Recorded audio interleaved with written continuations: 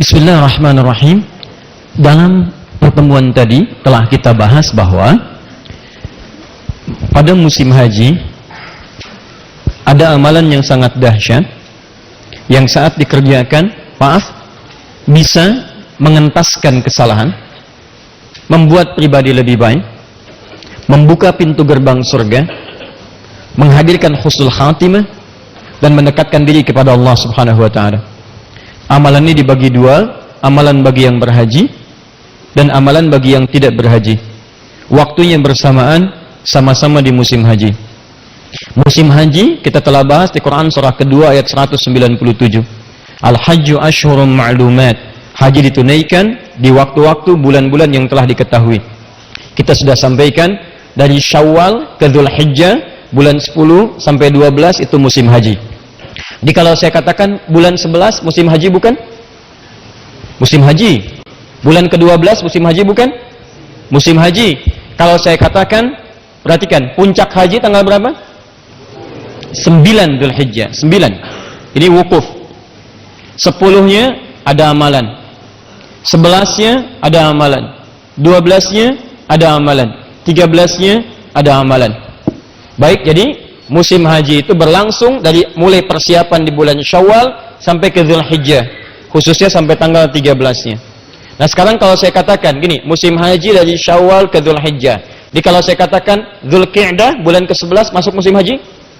Musim haji. Dzulhijjah masuk musim haji?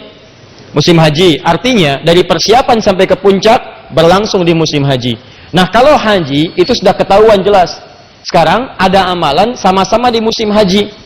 Waktunya musim haji, ketika dikerjakan nilainya sangat luar biasa, bahkan jika dikerjakan dengan benar esensi haji bisa diraih juga oleh orang ini sekalipun tidak menunaikan haji. Karena waktunya di musim haji, maka harus sama-sama amalan dikerjakan di musim haji. Di antara yang panjang dari Syawal sampai dengan Dzulhijjah itu, mana di antara musim dan waktu ini yang berpeluang dikerjakan sehingga bisa meraih titel dan hasil seperti orang yang berhaji menunaikan ke Baitullah. Sekalipun tidak sama persis dengan di sana, tapi di sini bisa mendapatkan keutamaan yang nyaris serupa. Waktunya kata Al-Quran itu didapatkan di 10 hari pertama di bulan Dzulhijjah. 10 hari pertama, berarti tanggal 1 sampai 10 Dzulhijjah. 1 sampai 10 Dzulhijjah. Dzulhijjah bulan keberapa? Bulan ke-12. Perhatikan, fokus, lihat sini. Musim haji. Orang menunaikan haji. Persiapan dimulai di bulan Syawal. Puncaknya bulan Dzulhijjah ini. Ada orang mengerjakan amalan di musim haji, tapi dia tidak berhaji. Dan dia berpeluang mendapatkan status yang tinggi, nyaris menyerupai orang-orang yang berhaji. Saya katakan nyaris karena dia bisa mendapatkan birrun, mabrur, tapi amalannya ada amalan spesifik yang tidak bisa diserupakan dengan yang mereka haji. Seperti, maaf, sholat di Masjidil Haram itu beda nilainya. Supaya nanti jangan dipahami begini, oh kalau begitu sama ngapain haji? Udah aja di sini gitu kan? Nah, sehingga tidak ada kesimpulan seperti itu. Jadi tetap ada keutamaan di sana, tapi di sini ini bukan main-main. Nah, kapan waktunya? Waktunya harus musim haji. Musim haji antara Syawal sampai Dzulhijjah. Maka kata Al-Quran, di antara sekian waktu ini dari musim haji, ada tanggal 1 sampai 10 Dzulhijjah. Dari sekian musim haji ini, 1 sampai 10 Dzulhijjah. Jika Anda kerjakan amalan di waktu ini, maka Anda berpeluang mendapatkan status seperti orang yang menunaikan haji di sana. Status yang dimaksudkan, status mabrur, dengan puncak mendapatkan status birrun yang melekat pada diri kita. Nah, saking pentingnya ini, sampai Allah bersumpah dari tanggal 1 sampai 10 Dzulhijjah ini, yang disebutkan sumpahnya di Quran surah ke-89 ayat 1 sampai 10. Wal fajr. Dimulai dengan fajarnya di hari ke-10-nya. Wal fajr. Saya bersumpah demi fajar khusus, bukan fajar biasa. Saya tadi katakan ada dua penafsiran tentang fajar di sini. Ada yang menafsirkan fajar umum setiap hari datang, ada yang menafsirkan yang ini bukan fajar yang umum, karena fajar yang umum disebutkan di ayat-ayat lain. Al-Baqarah 187, Quran surah Al-Isra 78, yang ini khusus. Dari mana taunya khusus? Disebutkan kalimat setelah ayat ini, walayalin nasyar, dan 10 malam sebelumnya, sebelum datang fajar yang ke-10 ini. Jadi saya bersumpah, kata Allah, ada waktu fajar, datangnya cuma setahun sekali. Ini sangat istimewa, dan keistimewaan ini akan diawali dengan keistimewaan 10 malam sebelumnya. Kalau 10 malam, berarti dari malam pertama, malam kedua, malam ketiga, sampai malam ke-10. Jatuh fajarnya fajar hari ke-10. Artinya kalau kita hitung, malamnya ada 10, siangnya ada berapa? 9 sampai hari ke-9-nya. Tapi kalau ditambahkan dengan fajarnya, berarti masuk hari ke-10-nya. Artinya, ada 10 malam, ada 10 siang. Digenapkan 10 hari, karena disebut hari itu kalau ada siang dan malamnya. Jadi kalau kata simpulkan, dari ayat ini, secara singkat, ada 10 hari. Berlangsung di bulan Dzulhijjah. Baik, 10 hari. Berlangsung di bulan Dzulhijjah. Yang kalau Anda kerjakan amalan khusus di hari-hari ini, maka Anda berpeluang mendapatkan status mabrur, seperti orang menunaikan ibadah haji ke kota suci sana. Paham suci ini? Nah sekarang, bagaimana cara menyimpulkan, mendapati kesimpulan itu? Membaca isyarat ini, jangan simpulkan sendirian, karena tidak akan pernah sempurna memahami agama sendirian. Kita simpulkan berdasarkan keterangan Nabi SAW dalam 3 riwayat yang kami tuliskan tadi ini. Saya bacakan kembali hadisnya, dari situ kita turunkan amalannya. Dari amalan ini kita mulai membuat kurikulum untuk bulan depan. Karena persiapan menuju hari ini tinggal beberapa pekan lagi. Anda, maaf, kehilangan 10 hari ini, Anda mesti menunggu tahun depan. Dan berita kurang baiknya, belum tentu Anda hidup sampai dengan tahun depan. Jadi saya sering katakan, boleh jadi Allah memberikan kesempatan beramal di tahun ini untuk menutup kekurangan di masa lalu, sehingga sempurna saat kita kembali kepada Allah Subhanahu wa ta'ala. Qala haddatsana, telah menyampaikan kepada kami, kata Imam Al-Bukhari. Kemudian langsung masuk ke rawi terakhir, an Ibnu Abbas radhiyallahu taala anhuma qala, hadis riwayat sahabat Ibnu Abbas, semoga Allah meridai kepada beliau dan kedua orang tuanya. Beliau menyampaikan, qala Rasulullah sallallahu alaihi wasallam, Rasulullah sallallahu alaihi wasallam sekali pernah bersabda, ma min ayyamin, tidak akan pernah Anda dapati bilangan hari dalam setahun. Di setahun, hitungan 365 hari itu kurang lebih, Anda nggak akan pernah dapati, kecuali di hari-hari khusus. Nggak semua hari 365 hari ini. Anda tidak akan pernah dapati perjalanan hari, al-amalus shalihu fiha, yang saat Anda mengerjakan amal soleh di hari-hari ini saja, ahabbu ilallahi, maka amalan Anda akan naik statusnya, langsung dicintai oleh Allah Subhanahu wa ta'ala. Allahu Akbar. Jadi, kata Nabi, ada beberapa hari saja dari perjalanan hari selama setahun yang Anda lalui. Misal, kita ambil cepat contoh saja. Kalau kita sebutkan misal setahun ada 365 hari, misal saja, misal. Di antara 365 hari ini, ada beberapa hari yang kalau Anda mengerjakan, ini kuncinya, saya langsung bulati, kalau Anda mengerjakan amal soleh di hari-hari ini, maka status amalan ini akan langsung naik statusnya, dicintai oleh Allah Subhanahu wa ta'ala. Masya Allah. Barusan tadi kita sholat isya. Pertanyaan saya, dari sekian Anda sholat isya yang pernah Anda kerjakan selama hidup, sholat isya mana yang paling dicintai oleh Allah Subhanahu wa ta'ala? Anda sebelum isya sholat maghrib, pertanyaan saya, apakah sholat Anda dicintai oleh Allah Subhanahu wa ta'ala? Anda hari ini baca Al-Quran, pertanyaan saya, apakah bacaan Anda dicintai oleh Allah Subhanahu wa ta'ala? Anda hari ini infak, dari sekian yang diinfakkan, dari mana yang dicintai oleh Allah Subhanahu wa ta'ala? Anda hari ini beramal soleh, pertanyaan saya, apakah amalan Anda seketika dicintai oleh Allah? Tapi ketika Anda hadir di hari-hari ini, setiap yang Anda kerjakan, kalau benar itu amal soleh, statusnya akan naik langsung amalan yang dicintai oleh Allah Subhanahu wa ta'ala. Sekarang pertanyaannya, kalau Anda mengerjakan sesuatu dan amalan itu dicintai oleh Allah, bonus apa yang Anda dapatkan selain amalan-amalan yang belum tentu turun cinta Allah kepadanya? Si fulan baca Al-Quran, dapat pahala, tapi bacaannya belum tentu dicintai Allah. Pahala dia dapatkan, cinta Allah belum diraih. Si fulan B baca Quran, dia dapat pahala dan bacaannya dicintai oleh Allah Subhanahu wa ta'ala. Ketika yang bacaannya dicintai oleh Allah, selain pahala, apa yang dia dapatkan? Perhatikan keterangan di Quran surah ketiga Ali Imran ayat 31, paling kiri sebelah atas. Qul in kuntum tuhibbunallaha fattabi'uni. Katakan Muhammad, kalau kalian serius mencintai aku, kata Allah, maka buktikan cintamu itu dengan mengikuti petunjuk Nabi Muhammad SAW. Salatnya ikuti cara Nabi membimbing salat. Kata Nabi, "Shallu kama ra'aitumuni usolli." Al-Bukhari nomor hadis 651. Salatlah kalian seperti kalian melihat aku salat. Puasa, ikuti cara Nabi puasa. Makan, ikuti cara Nabi makan, dan seterusnya. Begitu kita ikuti dari bangun tidur sampai dengan tidur kembali, sampai dirangkum oleh Imam Al-Bukhari dalam kitab Sahih Al-Bukharinya, sampai beliau beri nama kitab Sahihnya bukan sekedar kitab. Saya tidak menginginkan, kata Imam Al-Bukhari kalau dalam bahasa kita, saya tidak menginginkan Anda menjadikan kitab saya sebagai koleksi yang cuma Anda pajang, Anda deretkan jadi tampilan dalam kehidupan. Kalla, kata beliau, kitab saya ini Al-Jami As-Sahihul Musnad Al-Mukhtasar min umuri Rasulullah sallallahu alaihi wasallam wa sunanihi wa ayyamihi.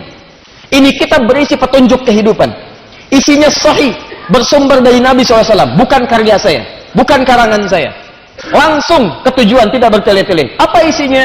Semua aktivitas Nabi SAW, sunnah-sunnahnya, dan keseharian dalam 24 jamnya. Saking pahamnya beliau dengan ayat tadi, saking inginnya memberikan petunjuk kepada kita untuk mengikuti tuntunan Nabi, maka beliau merumuskan semua tuntunan Nabi yang beliau bisa dapatkan, dituliskan dalam bentuk kitab. Tulis, dibagi 97 pembahasan. Orang baca Al-Bukhari, umumnya cuma dibaca hadis Nabi, padahal beliau membuat bab petunjuk kehidupan. Kitabul Iman, berisi 57 hadis. Nih, bab tentang iman. Siapa yang imannya ingin naik, supaya nggak turun-turun. Kadang ada orang yang imannya naik, semangat ke masjid. Imannya turun, malas ke masjid. Sekarang bagaimana caranya naik, gak turun-turun? Baca kitab saya, Kitabul Iman. 57 petunjuk dari Nabi. Kitabul Ilmi, bab tentang mencari pengetahuan. Bagaimana supaya cepat paham, ingatannya kuat, langsung mendapat keberkahan dari ilmunya. Ada orang belajar, maaf pintar, tapi ilmunya nggak berkah. Ilmunya hanya digunakan untuk menghasilkan mafsadat dalam kehidupan. Ada yang ilmu dunia, cuma menghancurkan kehidupan orang lain. Ada yang ilmu agama cuma dipakai untuk mencari kehidupan dunia. Yang ini tidak. Bahkan hebatnya, ada petunjuk bisnis Kitabut Tijarah, ada petunjuk menata pemerintahan Kitabul Imarah, dan seterusnya, dan seterusnya, dan seterusnya. Ikuti Nabi. Maka ketika Anda ikuti, yuhibbukumullah, Anda berpeluang mendapatkan cinta Allah Subhanahu wa Ta'ala. Lihat sini, saya buat persamaan. Untuk mendapatkan cinta Allah, kata Al-Quran, ikuti Nabi. Kata Nabi, lihat sini, dari sekian yang banyak yang diikuti itu, saya berikan amalan yang singkat. Ketika Anda kerjakan di waktu-waktu ini, Anda langsung berpeluang mendapatkan cinta Allah. Lewat hadis tadi. Perhatikan hadisnya. Cuma ada beberapa hari Anda kerjakan amalan ini. Anda mungkin banyak mengikuti saya dari bangun tidur, tidur lagi. Bangun tidur, sampai tidur lagi. Setiap hari, 365 hari. Kalau mau singkat, padat, Anda gunakan cara yang cerdas. Cari beberapa hari ini, Anda kerjakan amalan di situ, seketika cinta Allah Anda dapatkan. Ketika Anda dapatkan ini, maka bonusnya, teruskan ayatnya. Wa yaghfir lakum dzunubakum. Ketika Anda kerjakan amalan itu, cinta Allah diraih, maka seketika Allah akan mengampuni semua dosa-dosa Anda. Semua dosa diampuni. Ini bonusnya. Orang yang dicintai oleh Allah, maka seketika hal pertama yang ia dapatkan bukan sekedar pahala, tapi Allah akan mengampuni semua dosa-dosanya. Dan itu nanti ada ukurannya, awas, hati-hati. Jangan Anda simpulkan bahwa saya mengerjakan amalan di hari-hari ini, seketika cinta Allah datang. Tidak. Nanti akan ada ukuran-ukurannya. Dari mana Anda tahu ketika mengerjakan cinta Allah lahir didapatkan oleh Anda? Nanti kita akan bahas itu semua. Tapi saya ingin pahamkan dulu, dari 365 hari, ada beberapa hari yang kalau Anda mengerjakan amal soleh, Anda mendapatkan cinta Allah. Kalau Anda ingin mendapatkan cinta Allah, ikuti Nabi. Kata Nabi, ada beberapa hari. Kerjakan ini, maka Anda mendapatkan cinta Allah. Apa bonusnya? Semua dosa Anda akan diampuni. Siapa yang tidak punya dosa boleh angkat tangan? Saya pulang. Dosanya sedikit? Agak banyak? Banyak? Masya Allah, saking banyak tidak bisa ngangkat. Siapa yang mau masuk surga angkat tangan? Masya Allah, luar biasa. Ngaku banyak dosa, pengen ke surga. Nabi Adam dosa dikit keluar dari surga, gitu kan? Dan itu hikmah, pernah saya bahas, jadi tidak perlu berpanjang lebar. Kemudian itu hikmahnya supaya diberikan petunjuk pada anak cucunya supaya kembali kepada Allah. Nah, ini ada peluang. Jadi maksud saya gini, kalau Anda mengakui banyak dosa, lantas Allah berikan kesempatan untuk menggugurkan dosa, tapi Anda tidak mau ambil juga, berarti yang salah bukan Allah. Anda sendiri yang menjerumuskan diri masuk dalam kubangan dosa. Jadi benar kata Nabi, semua umat Islam, umatku kata Nabi akan masuk surga. Akan masuk. Jadi kalau ada yang tidak masuk, bukan Nabi yang salah, bukan Allah yang keliru, orangnya sendiri yang nggak mau. Illa man aba. Kamu mau masuk surga, nih saya ampuni dosa. Waktunya di hari ini, Anda nggak datang. Yang salah bukan Allah, Anda sendiri. Bahkan amalnya dihadirkan dalam kehidupan kita, tapi tidak dikerjakan. Itu yang fatal. Nah sekarang kita cepat, ya Allah, kami ingin dapatkan amalan ini. Apa yang dimaksud beberapa hari ini? Teruskan hadisnya. Min hadhil ayyamil ashri, yaitu 10 hari pertama di bulan Dzulhijjah. Hadis ini yang tadi dituliskan Al-Bukhari nomor hadis 969, At-Tirmidzi nomor hadis 757, Abu Dawud nomor hadis 2538. Itu adalah tafsir dari Quran surah 89 ayat 1 sampai 10. Min hadhil ayyamil ashri, yaitu yang dimaksud 10 hari pertama di bulan Dzulhijjah. Ini. Baik, belum selesai hadisnya. Qalu, para sahabat kemudian bertanya pada Nabi sallallahu alaihi wasallam, "Ya Rasulullah, walal jihadu fi sabilillah?" Ya Rasulullah, bagaimana status dengan jihad fi sabilillah? Apakah bisa menandingi keutamaan amalan di 10 hari pertama Dzulhijjah ini? Nah, ini pintarnya para sahabat, Masya Allah. Sebagian mereka membaca, ini amalan mendapatkan ampunan dosa, status tinggi. Tapi ada amalan lain, jihad fi sabilillah, tinggi juga. Nah, dua-duanya yang tinggi ini kalau dibandingkan, mana yang paling tinggi? Mana yang paling utama? Nah, ini dari sini ada tasjih nanti, penyemangat pada kita. Di saking dibandingkannya kita tahu mana yang paling tinggi, itu dorongan paling kuat untuk mengerjakannya. Kata Nabi, walal jihadu fi sabilillah. Bahkan jihad fi sabilillah yang standar pun tidak akan mampu menyaingi keutamaan amalan di malam ini, di hari-hari ini. Jadi kalau Anda satu mengerjakan amalan ini, kata para ulama hadis, pertama mendapatkan bonus tadi, cinta dari Allah yang menggugurkan semua dosa. Yang kedua, status amalan Anda naik, pahalanya bukan sekedar pahala biasa, tapi pahala di atas jihad fi sabilillah. Anda baca Al-Quran satu hurufnya berapa? 10, normal. At-Tirmidzi nomor hadis 2910. Man qara'a harfan min kitabillah falahu asyru hasanat. Anda baca di 10 hari ini bukan cuma 10, di atas fi sabilillah. Orang jihad fi sabilillah dapatnya surga kalau benar dengan jihadnya. Anda berjihad dengan amal soleh di hari-hari ini, wafat Anda statusnya fi sabilillah. Baca Quran, wafat dalam keadaan fi sabilillah. Salat, benar salatnya, wafat fi sabilillah. Masya Allah. Mau seperti itu? Harus menunggu sampai 10 Dzulhijjah. Itu pun kalau wafat. Kalau wafat, hati-hati. Kalau wafat. Kalau tidak wafat ya tunggu lagi. Tunggu lagi. Jelas ya? Baik. Nah, sekarang kembalikan sini. Jadi kata Nabi disampaikan pada para sahabat, status ini saking tingginya, bahkan saking tingginya Allah bersumpah. Kalau Allah sudah bersumpah artinya bukan penting banget. Ingat, bukan penting tapi penting banget. Allah itu tanpa bersumpah pun pasti penting. Jadi kalau sudah bersumpah sangat penting. Manusia saja bersumpah, Anda bisa percaya. Masa Allah sudah bersumpah Anda nggak percaya? Kurang apa lagi? Kata manusia, sumpah. Baik, saya percaya. Kata Allah, saya bersumpah. Masa kamu nggak percaya?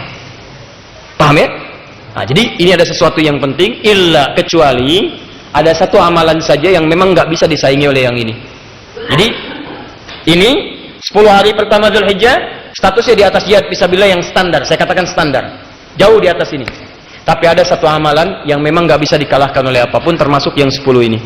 Penutup hadisnya, illa rajulun kharaja binafsihi wa malihi wa lam yarji' min dzalika bisyai'. Kecuali ada orang yang memang mau berjihad dengan hartanya, bahkan dengan jiwanya, lantas dia wafat dalam keadaan jihad itu. Wafat dengan harta dan jiwanya saat dia berjuang di jalan Allah Subhanahu wa taala. Misal, maaf, antum dititipkan oleh Allah harta misalnya, terus antum berjihad dengan harta itu. Ya, zakat keluarkan, infak keluarkan, bantu orang ini itu dan sebagainya. Ya, keluarkan lagi, sampaikan lagi. Antum tahu, antum cari surganya dengan itu. Seperti Quran surah ke-28 ayat ke-77. Antum mendapatkan kemuliaan. Kalau wafat dalam keadaan sedang berjuang dengan harta itu, wafat antum sedang berinfak, wafat antum sedang zakat, wafat antum sedang sedekah, maka status antum berada dalam jihad yang sangat tinggi. Atau berjuang sampai dengan nyawanya kemudian juga berakhir di situ. Jangan diartikan misalnya dengan perang, terjadi perang saja. Kalau tidak ada panggilan perang pun, dalam perang tidak ada panggilan, maka mohon maaf, majlis ilmu itu jihad. Yang mengajar, yang belajar itu jihad. Makanya kalau antum berangkat misalnya, saat berangkat atau saat pulang, tiba-tiba antum niatkan belajar nih karena Allah, benar-benar belajar untuk memperbaiki diri, untuk hijrah, lalu wafat di pertengahan jalan, maka antum mendapatkan status paling tinggi yang nggak bisa disaingi dengan apapun. Wafat dalam keadaan puncak jihad tertinggi. Bahkan ada orang yang pernah berbuat banyak maksiat sampai membunuh 100 orang, kriminalitasnya tinggi, tapi dia putuskan untuk berhijrah. Saya mau kembali kepada Allah. Konsultasi pada seorang syekh, ustadz alim. Kata syekh ini, pergi ke majlis ilmu sana, belajar ilmu dulu, berangkat ke sana. Kamu bukan tidak baik, tapi lingkungan ini mempengaruhi kamu tidak baik. Keluar dari sini, belajar. Setelah baik, silahkan sampaikan risalah dengan baik. Dia berangkat ke majlis ilmu itu. Di jalan dia beristighfar, ingat dosa-dosanya. Berangkat dengan benar. Jadi kalau orang berangkat ke majlis ilmu benar itu, dia mengoreksi diri. Bukan cuma mau datang, sayang. Kemana? Sadadi, ngapain ke sana? Ada kurma. Wah, sayang. Anda pengen kurma, dapat kurmanya. Dia koreksi diri, saya pengen berubah. Saya pengen berubah. Kapanpun saya bisa pulang menghadap Allah. Dia beristighfar. Nah ingat, istighfar ketika dia bertobat, tobat itu amalan kedua yang mendapatkan cinta Allah. Dalilnya Quran surah kedua Al-Baqarah di akhir ayat 222, paling kanan pertengahan. Innallaha yuhibbut tawwabin wa yuhibbul mutatahhirin. Innallaha yuhibbut tawwabin. Allah mencintai orang tobat. Jadi begitu dia tobat, mengoreksi diri, istighfar dia pada Allah, tobat, cinta Allah turun kepadanya. Kaidah cinta mengatakan diampuni semua dosa. Begitu ternyata dia di jalan tanpa dia ketahui dan memang gaib, maut datang lebih cepat dari apa yang dia bayangkan. Dia membayangkan sampai di majlis ilmu, tapi maut lebih cepat daripada bayangan dirinya. Datang, wafat di pertengahan jalan. Begitu wafat dia, sudah bunuh 100 orang, banyak maksiat, wafat di tengah jalan menuju majlis ilmu, tiba-tiba turun perintah, dakhalal jannah, masuk surga. Dosa diampuni, amalan pertama langkahnya mendapatkan jaminan kebaikan, surga. Turun kemudian ayat Quran surah kedua Al-Baqarah jauh setelahnya untuk memberikan kisah-kisah terbaik. Quran surah keempat, maaf An-Nisa, Quran surah keempat ayat 100 paling kiri sebelah bawah. Baca pertengahan ayatnya. Wa may yakhruj min baitihi muhajiran ila Allahi wa rasuli thumma yudrikul maut faqad waqa'a ajruhu 'ala Allah. Siapa yang mau merubah dirinya, berhijrah lebih baik, kemudian dia mengisi diri, baru keluar rumahnya untuk merubah diri, keluar rumah belajar. Begitu melangkah, thumma yudrikul maut, datang maut menjemputnya, faqad waqa'a ajruhu 'ala Allah, maka pahalanya langsung diberikan oleh Allah Subhanahu wa taala, berpeluang surga. Makanya turun hadis keterangan dari Nabi. Di hadis riwayat Ibnu Majah, nomor hadis 233, setiap orang yang melangkahkan kakinya menuju majlis ilmu, man salaka tariqan yaltamisu fihi ilman, sahhalallahu lahu tariqan ilal jannah. Begitu dilangkahkan, benar cara melangkahnya, niat ikhlas, maka langkah itu akan mempercepat langkah dirinya menuju surga Allah Subhanahu wa taala. Masya Allah. Jadi antum ini sedang berjuang. Makanya berjuang teman-teman. Dari sekian pekan, masa nggak ada satu waktu untuk belajar untuk surga antum? Antum tuh diberikan 7 hari sepekan, 6 hari dipakai untuk dunia. Masa 1 hari nggak ada untuk akhirat antum? Apa antum mau gunakan semua untuk urusan dunia antum? Antum akan tinggalkan. Meninggal dunia, semua ditinggalkan. Jadi aneh kalau yang sementara antum kejar-kejar. Yang sifatnya abadi tidak disiapkan. Tanyakan pada diri anda, dari 24 jam itu berapa untuk akhirat anda? Ayo, pulsa akhirat udah diisi belum? Pulsa dunia kurang dikit, diisi-isi. Pulsa akhirat anda udah tambah belum? Quran anda, sholat anda, paling minimal ayo 40 hari, 40 rakaat dalam sehari, 40 rakaat. Misal untuk sholat, 17 rakaat sholat fardu, ditambah dengan 12 rakaat rawatib sunnah. 17 tambah 12 berapa? 29. Tambah 11 rakaat sholat malam, 40 rakaat. 40 jaga. Orang-orang soleh selalu menjaga 40 rakaat dalam kesehariannya. Ketika tidak terjaga itu, Allahu Akbar, usahakan. Nggak sengaja, ganti besoknya. Baca Quran, sholat duha tambah misalnya dengan syuruknya, dengan macam-macamnya. Jaga, itu akhirat anda. Termasuk dalam sepekan, masa nggak ada waktu untuk belajar? Surga ada di situ. Dan anda tidak akan pernah tahu dalam keadaan apa anda akan wafat menuju Allah Subhanahu wa taala. Karena itu pastikan setiap pekerjaan anda melahirkan taat. Begitu terfikir maksiat, bayangkan akan diwafatkan waktu itu. Ingin wafat anda dalam keadaan fisabilillah? Mudah-mudahan saat pulang nanti ya, insya Allah. Itu pun kalau meninggal. Kalau meninggal, kita belum tahu. Ya. Nah, sekarang, Bismillah. Sekarang di sini. Jadi kesimpulannya adalah, awas, hati-hati. Saya baru berikan pengantar, ini baru mukadimah nih. Ya, ya saya serius, baru mukadimah ini. Sampai jam berapa kita? Oh, silahkan. Saya 8:30 selesai. Anda sampai jam 11 nggak ada masalah. Hari ini kita ambil mukaddimah dulu. Lihat, kita ada 10 menit, 15 menit ke depan, jadi tolong maksimalkan dengan baik. Lihat sini. Kesimpulannya, ada tanggal 1 sampai 10 Zulhijjah. Bulan ke-10 atau 11? 12 ya. Waktunya berapa hari? 10 hari. Berapa malam? 9 malam. 10 malam. Berapa hari? 10 hari. 10 malam, 10 siang, 10 hari. Ya, 10 hari. Nah, hari yang ke-10-nya spesial. Hari 10-nya spesial, tanggal 10 Zulhijjah ini spesial, makanya disebut dari mulai fajar. Ya, kalau yang 9 harinya itu masih disebut biasa. 10 malamnya bagus, tapi hari yang ke-10 sudah malamnya istimewa, paginya istimewa, siangnya juga istimewa. Karena nanti di hari ke-10 ada amalan khusus yang tidak dilakukan di hari-hari sebelumnya. Makanya disebutkan dari mulai fajarnya. Paham ya? Tapi intinya tanggal 1 sampai 10 Zulhijjah waktunya istimewa. Jika Anda mengerjakan, ini kuncinya. Sekarang saya rubah dari bulatan jadi kotak. Lihat sini. Jika Anda kerjakan amal soleh di hari-hari ini, maka Anda satu berpeluang mendapatkan cinta Allah Subhanahu wa taala. Kedua, orang yang mendapatkan cinta Allah akan mendapatkan ampunan dari semua dosa. Ketiga, status amalannya naik melebihi jihad fisabilillah. Yang standar? Ini apa ini? Dan di atas semua itu, esensi semua ini akan mendapatkan birrun yang menghadirkan takwa di hadapan Allah Subhanahu wa taala. Bukankah orang dalam haji ketika di Arafah dia wukuf untuk beristighfar, mendapat ampunan? Lalu dia melontar jumrah untuk diampuni dosa-dosanya? Bukankah ini ada di sini? Bukankah orang haji mendapatkan cinta Allah? Ada di sini. Bukankah amalannya menghadirkan surga dan dia berjuang fisabilillah? Bukankah ada di sini? Nanti kita akan lihat. Ketika Anda benar mengajarkan ini, ada satu hal yang sangat dahsyat akan terjadi dalam kehidupan kita. Nah, teman-teman sekalian, status ini semua berada di musim haji, tanggalnya spesifik, tapi pertanyaannya, apa Ustaz amalannya untuk mengerjakan ini? Kata Nabi, kerjakan amal soleh. Hanya pertanyaannya, amal soleh apa yang dimaksudkan di 10 hari ini, yang coba kita buka secara umum sekarang, supaya bersiap-siap membuat kurikulum amal soleh ketika masuk di tanggal 1 sampai 10 ini. Nah, pada malam hari ini, karena kita masih mukaddimah untuk pembukaan, malam ini saya akan menurunkan amal-amalnya saja. Nanti di pertemuan berikutnya kita akan rinci semua amalan itu beserta dalil-dalil keseluruhannya. Paham sampai sini? Sepakat insyaallah? Baik, alhamdulillah.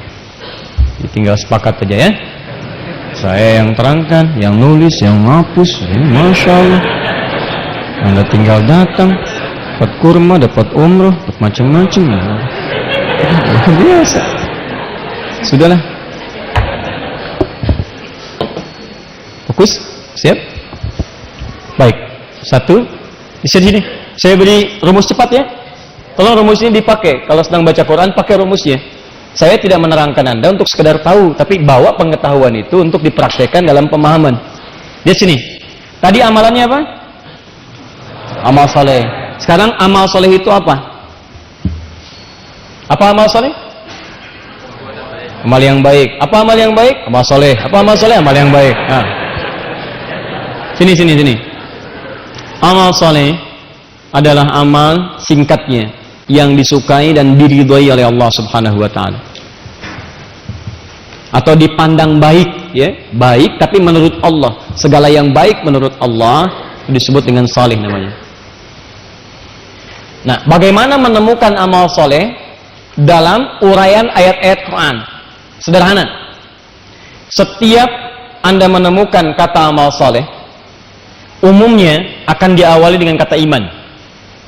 Jadi begitu menemukan amal soleh, sebelumnya iman. Ya, amal soleh jamaknya amilus solihat. Saleh, solihat, amal amilu. Kalau dijamakkan amal soleh, itu amilus solihat. Begini tulisannya, amilus solihat. Ini satu. Kalau banyak, amilu, banyak yang mengerjakan. Soleh, solihat, banyak yang dikerjakan. Sekarang lihat, ketika Allah menyebutkan kalimat amilus solihat, itu selalu diawali dengan iman di awalnya. Misal, amilus solihat pertama, yang disebutkan di Quran surah kedua Al-Baqarah ayat 25. Paling kanan sebelah atas. Dan disandingkan dengan surga. Wabashshiril ladzina amanu wa amilus salihati anna lahum jannatin tajri min tahtihal anhar. Berikan kabar gembira pada orang yang beriman, wa amilus salihat, kemudian imannya mendorong dia untuk mengerjakan amal saleh. Maka ada peluang memasuki surga dengan segala keindahannya. Yang paling singkat Al-Baqarah kepanjangan, Al-Asr, surah 103. Wal 'asr innal insana lafi illal ladzina wa, setiap ada iman amal soleh, setiap ada iman amal soleh. Maka kuncinya sekarang kita balik. Kalau Anda menemukan kata iman, setelah itu amal soleh. Pemahaman terbaliknya adalah, artinya kalau Anda ingin menemukan jenis-jenis amal soleh, temukan setiap kata iman dalam Al-Quran. Apapun bentuknya, mau kata kerjanya progresif fi'il mudhari, atau yang infinitif fi'il madhi, ataukah kata benda misalnya, isim fa'il misalnya, atau yang lainnya, setiap menemukan kalimat iman, apapun bentuknya, setelahnya pasti amal soleh. Diulangi, amal soleh terletak setelah iman. Pengertian terbaliknya, setiap menemukan kalimat iman, maka kalimat setelahnya itu pasti rincian amal soleh. Contoh, kalimat iman pertama Al-Baqarah ayat 3, paling kiri pertengahan, alladzina yu'minuna bil ghaib, iman. Ada orang-orang takwa meningkatkan imannya kepada Allah walaupun tak nampak dalam pandangannya. Itu iman. Kalau yakin pada yang nampak, ilmu. Ini apa? Spidol, karena kelihatan. Karena kelihatan ilmu. Kelihatan pandangan. Kunci ilmu salah satunya pandangan, mata. Ada 3 kunci ilmu. Mata, telinga, kedua, ketiga pikiran. Inna sam'a wal basara wal fuada kullu ulaika kana anhu mas'ula. Tapi kalau saya katakan, ini apa? Nih, saya pegang apa? Pegang apa? Pegang spidol, percaya nggak? Kalau saya tadi pegang spidol, Anda percaya itu ilmu. Tapi kalau saya begini, ini spidol, Anda masih yakin juga pada yang tidak kelihatan, itu iman namanya. Paham? Nah, yang tidak kelihatan disebut dengan ghaib. Allah tak nampak dalam pandangan kita sekarang. Tapi kita yakin keberadaan itu disebut iman namanya. Bagaimana membuktikan keimanan? Kerjakan amal soleh. Tapi yang paling menarik, bagaimana caranya? Lihat, alladzina yu'minuna bil ghaib wa yuqimunas shalah. Disebutkan satu salat, begini tulisannya. Lihat. Amal soleh terletak setelah iman. Berarti kalau ada kalimat iman setelahnya amal soleh. Kadang-kadang ada kalimat amal soleh, kadang ada detil amalannya. Jadi kalau Anda bertanya apa saja amal soleh ini, nih 1, salat. Wa mimma razaqnahum yunfiqun. 2, infaq. Walladzina yu'minuna bima unzila ilaik Al-Quran, interaksi dengan Al-Quran. Ya. Paham? Terus buka lagi ayatnya, buka lagi suratnya, temukan. Al-Baqarah ayat 183. Ya ayyuhalladzina amanu iman, kutiba alaikumus syiyam, puasa. Awas, 4 puasa, asyam. Al-Maidah ayat 1, ya ayyuhalladzina amanu aufu bil uqud, tepati janji amal soleh. Dan seterusnya, ini contoh-contoh saja. Tahan. Siap-siap, nanti masuk ke 1 sampai 10 Dzulhijjah, Anda diminta untuk meningkatkan amal soleh. Apa saja diantaranya? Ini ada yang umum, sholat. Tahan, fokus sebentar. Kenapa sholatnya diungkapkan dengan seperti ini? Karena nanti ada kalimat sholat yang alif, lam, sod, lam, alif, ta marbutah. Ada alif, lam, sod, lam, waw, alif, ta maftuhah. Ya rahmakallah. Tapi yang ini, alif, lam, sod, lam, atasnya fathah tegak, waw, ta marbutah. Kenapa pakai yang ini? Kedua, infak. Kepada siapa infak harus kita berikan? Kalau sudah ada infak, berarti harus ada siap-siap yang diinfakkan. Kenapa kita bahas sekarang? Mumpung ada jeda 3 pekan ke depan, siap-siap nyari sesuatu untuk diinfakkan. Ya, kan sekarang kata Allah, ayo infak. Kalau Anda nggak punya yang diinfakkan, apa yang mau diinfakkan? Makanya mumpung masih jauh, kita siapkan. Peluangnya banyak. Ada bentuknya kotak, jalan tuh kotak. Itu bukan mobil-mobilan tuh. Jalan tuh kesini nanti. Bukan, itu kotak infak. Makanya ditulisin kotak infak. Tuh ada infak. Tapi apakah infak harus selalu masuk kotak? Tidak. Nanti ada yang lain-lain. Apa saja itu semua kita akan bahas. Apa saja salat yang dimaksudkan kita akan bahas. Maksud saya, ketika tiba pada waktunya, kita akan punya apa yang diinfakkan dan kita maksimalkan apa yang dituliskan. Quran apa saja supaya bisa bikin kurikulum dari sekarang. Ya, apakah bacaannya, apakah tilawahnya, atau hafalannya. Jadi begitu Anda punya siap-siap sekarang, tanggal 1 sudah dimulai. 1 sampai 10, saya harus khatam Quran. 30 juz, bagi 10, 3 juz dalam sehari. 3 juz dibagi 5 waktu sholat. Bagi 5 waktu sholat supaya memudahkan.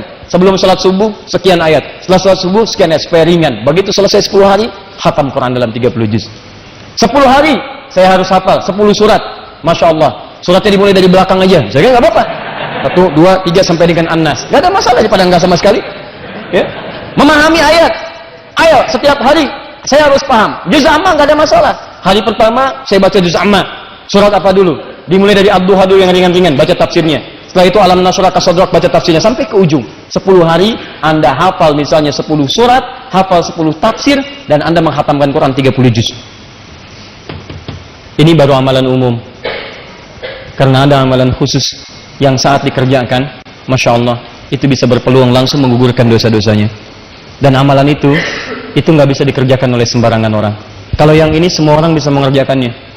Semua orang bisa mengerjakan, termasuk puasa. Nanti kita akan jalankan di pertemuan yang akan datang satu kurikulum bahwa nanti ada puasa yang hanya berlangsung tanggal 1 sampai 9 Dzulhijjah saja, tidak pada yang lain. Dan Nabi selalu mengerjakannya, sering mengerjakannya, terutama hari ke-9-nya. Dan saya nanti berikan rahasia pada Anda. Tapi tolong komitmen ya, ini hanya antara kita saja. Ingat baik-baik ya.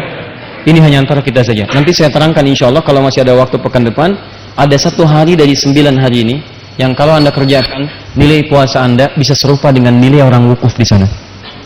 Bukan sama pahala dengan wukuf ya, bukan. Hasilnya bisa sama dengan orang yang di sana. Jadi orang di sana diampuni dosa, Anda di sini pun akan seketika diampuni dosanya oleh Allah Subhanahu wa taala. Ini amalan umum. Amalan yang khusus cuman 1 saja. Ya, yang hari ke-10 sudah masuk di sini. Ya, nanti kita turunkan salat apa saja. Ada amalan khusus cuman pada saat bulan ini saja. Bahkan bisa disiapkan dari sekarang, Anda bisa mencarinya untuk menyiapkan di waktu yang akan datang, yaitu kurban. Cuman di sini saja.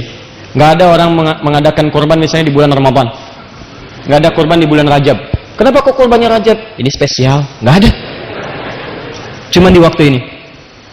Dan menariknya, Anda bisa siapkan bahkan dari saat ini. Ini yang saya maksudkan. Sebetulnya orang banyak tidak sadar bahwa dia mampu berkurban. Banyak orang mampu kurban, tapi tidak mau. Ada orang yang maaf tidak mampu sebetulnya berpoligami, tapi banyak yang mau. Itu yang saya maksudkan tadi di awal perjumpaan. Nah, kalau Anda bisa mendapatkan amalan ini, mampu diampuni dosa, dosa digugurkan habis semuanya, kenapa tidak Anda ambil? Tapi persoalannya, ini yang jadi persoalan besar, bukan tadi yang saya ungkapannya harus dibahas. Persoalan besarnya, banyak yang berkorban tapi tidak mendapatkan ampunan Allah Subhanahu wa taala. Dia bukan berkorban, hanya sekedar mengorbankan hewan yang bahkan tidak ridho dia korbankan. Sembelih, nggak mau. Sembelih, nggak mau. Tapi hatinya menolak, sekalipun lehernya terpaksa ditengadahkan. Teman-teman sekalian, bahkan ada yang menarik, orang memahami kurban pun masih keliru. Apa itu kurban? Kalau tidak tahu katakan apa? Itu paling gampang. Apa itu kurban? Dan makna kurban bukan Allahu a'lam. Ada makna tersendiri, dan dengan makna itu ada ukuran keberhasilan kurban dan amalan 10 Dzulhijjah ini, apakah diterima atau tidak oleh Allah Subhanahu wa taala. Nah, apakah amalan-amalan ini? Seperti apa gambarannya? Dalam waktu sepekan ini, insya Allah pekan yang akan datang kita akan teruskan detil amalan ini seluruhnya. Kemudian saya hadirkan kitab-kitab contohnya, amalan-amalan khususnya, karena khusus nanti bagi yang berkorban ada amalan pendahuluan, seperti larangan memotong kuku, ya, dan rambut yang melekat pada tubuh. Bukan bulu ya, kalau manusia itu rambut bukan bulu. Ya, ini misalnya rambut di ketiak itu rambut bukan bulu. Kalau bulu itu hewan yang unggas, itu bulu tuh hewan ya.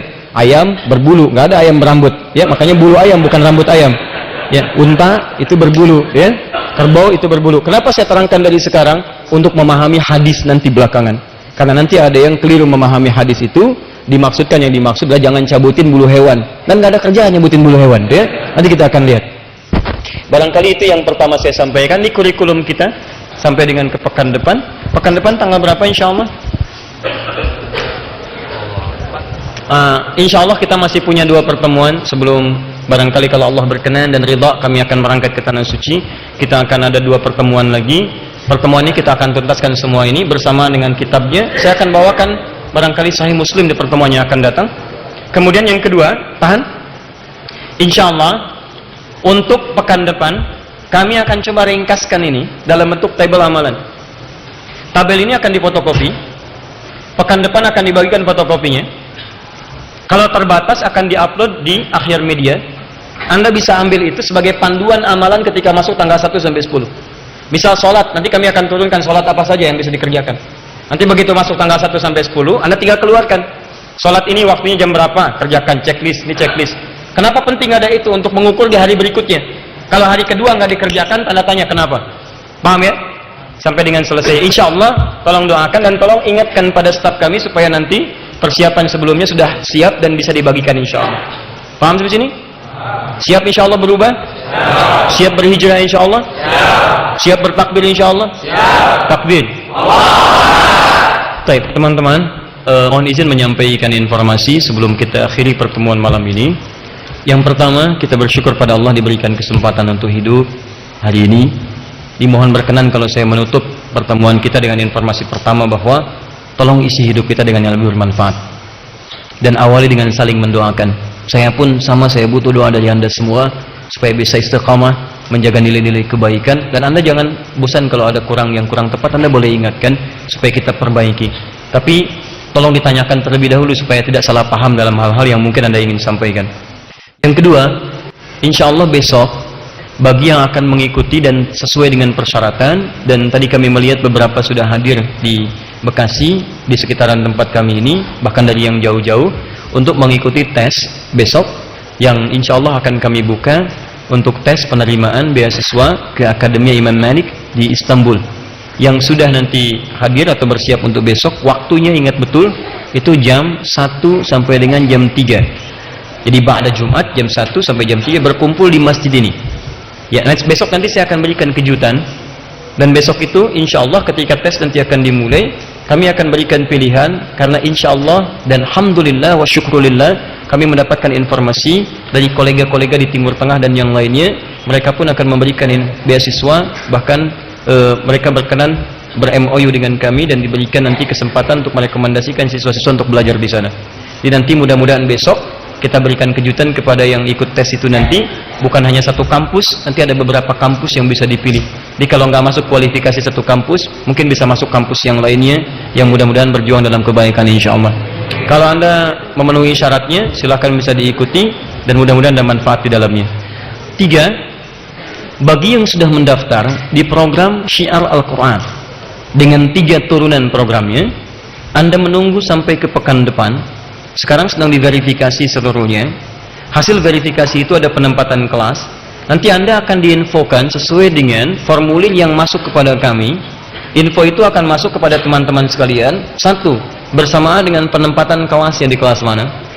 Yang kedua, waktu belajarnya kapan. Kalau Anda nanti akan berkenan ikut datang ke Bekasi, saya sudah siapkan satu tempat dengan 4 kelas, dengan 4 jurusan atau kategori yang telah disampaikan sebelumnya. Nah, kalau Anda misalnya terkait dengan lingkungan tempat yang sudah membuat komunitas, nanti pun akan disampaikan di komunitas Anda terhubung waktunya kapan. Karena nanti pembimbingnya nanti ada dengan kami khusus, waktu akan disesuaikan. Misal Anda tinggalnya di Medan misalnya, ya Anda ada komunitas. Misal komunitasnya yang pertama untuk yang menghafal Quran. Kapan waktu spesifik nanti terhubung langsung ke Medan. Jadi lainnya nggak akan terbuka kepada yang lain, hanya ke situ saja. Beberapa titik. Itu waktunya akan disesuaikan. Itu nanti akan dikonfirmasi dalam sepekan ke depan. Yang ketiga ini yang paling penting, sebelum kami berangkat insya Allah ke Tanah Suci, semua yang terhubung dengan pendaftaran itu akan kami undang, kita akan berkumpul bersama-sama di sini, memberikan materi-materi dan bekal atau juga kurikulum yang akan Anda pelajari selama paket pembelajaran itu. Misal, ada paket bacaan Quran dan pendalaman Quran, maka itu butuh mushafnya. Ketika Anda datang kami akan bagikan mushafnya, dan itu tidak akan dijual. Anda akan hanya menerima secara cuma-cuma, Anda dapatkan itu Anda bawa. Kemudian misalnya ada paket untuk kelas-kelas profesional. Ada kalangan yang pengusaha, ada dokter, ada ibu rumah tangga, ya dan seterusnya. Maka dalam konteks ini nanti kita juga akan undang, kita berikan kurikulum ini akan Anda pelajari selama nanti setahun ke depan. Targetnya begini, begini, aplikasinya seperti ini. Ya, jadi tolong antum yang sudah mendaftar, tolong ditahan sebentar. Dalam waktu sepekan, tinggal 3-4 hari ke depan, itu nanti akan ada pemberitahuan terkhusus untuk pertemuan kita di tempat ini pada waktu yang kami infokan kemudian. Paham sampai sini?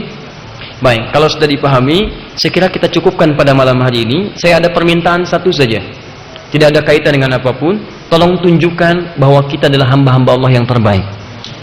Hamba Allah yang terbaik, maka dia hanya mengeluarkan semua nilai kebaikan dalam dirinya. Maka keluarlah dari masjid ini dengan cara yang baik, yang tertib, yang sopan, yang baik, sampai kembali ke rumah masing-masing. Lakukan dengan keadaan yang tenang, dan jangan isi dengan yang tidak bermanfaat. Di jalan Anda berzikir kepada Allah. Di mobil mulai hari ini jangan buka yang tidak bermanfaat, buka murotal Quran.